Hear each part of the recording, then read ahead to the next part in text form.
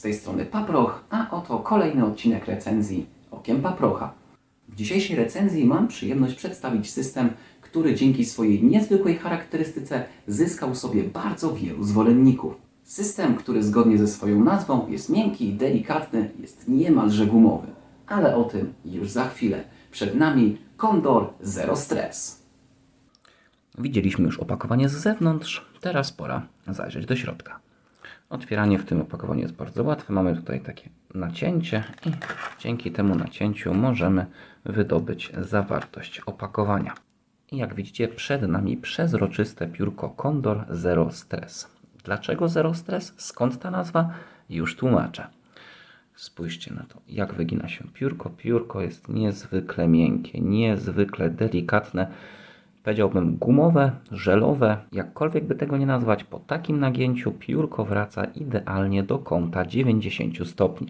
Co ciekawe, ten piórkoszaft jest stworzony z jednej bryły, a jako że jest to jedna bryła, to całość jest stworzona z tego samego materiału.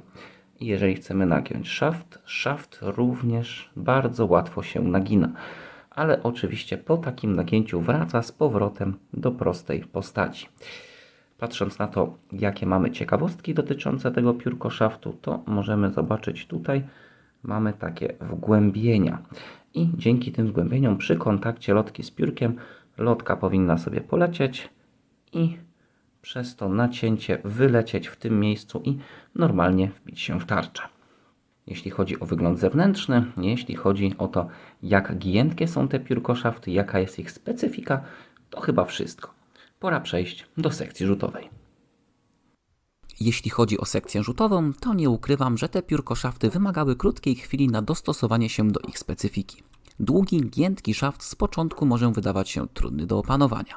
Jednakże jego zalety objawiają się po pewnym czasie użytkowania. Mamy pewność, że się nie złamie, a przy kontakcie z inną lotką wiemy, że ucieknie z drogi i nie pozwoli odbić się lotce w niekontrolowany sposób. Piórkoszafty Condor Zero Stress są dostępne do kupienia w sklepie balticdarts.pl. Jeśli chodzi o dane techniczne, mamy przed sobą piórkoszafty Condor Zero Stress. Materiał plastik. Rozmiar szaftu long. Długość szaftu w wersji long 33,5 mm. Przyszedł czas na ocenę końcową.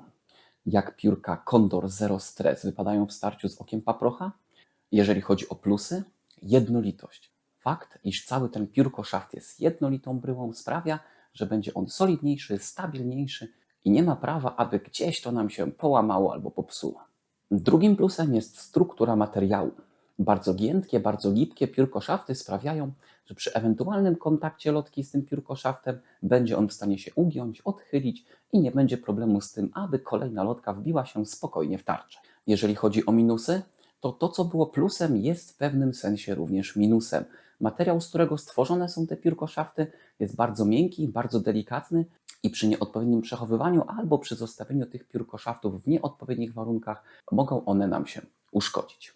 Z mojej strony to chyba tyle. Dziękuję serdecznie za uwagę. Zapraszam do innych moich materiałów.